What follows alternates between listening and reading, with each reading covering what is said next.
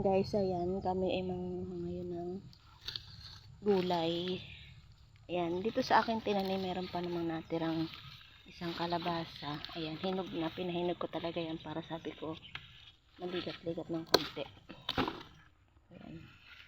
Ayan, meron din dito talong. Dahil may talong sa bahay, kukunin ko na rin ito aking isasama sa ginataang tulingan.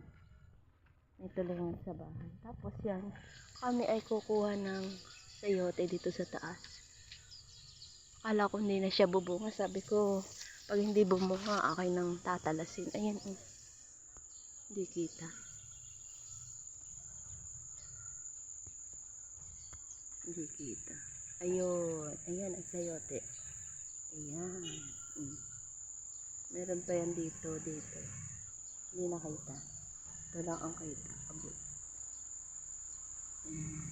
Taas yan. Ayan, akatin ko itong puno na to.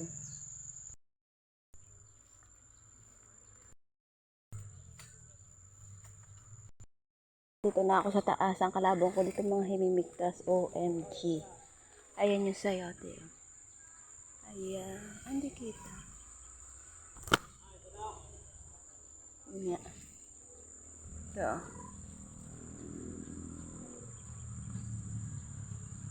Hindi kita. Mga ano kasi.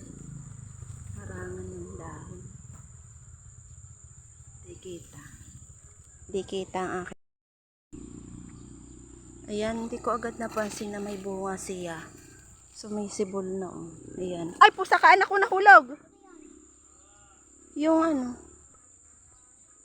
Yung sayote nahulog. Tingnan mo. Nahulog. Maano na magulang na. Saan? Ayun, nahulog na din. Meron pala din sa likuran ko. Ayan.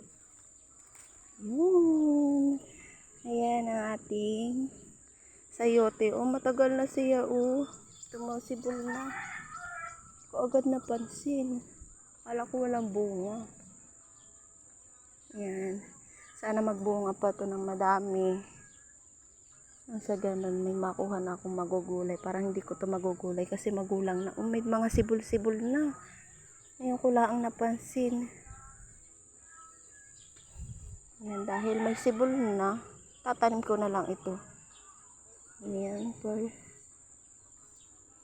thank you for watching.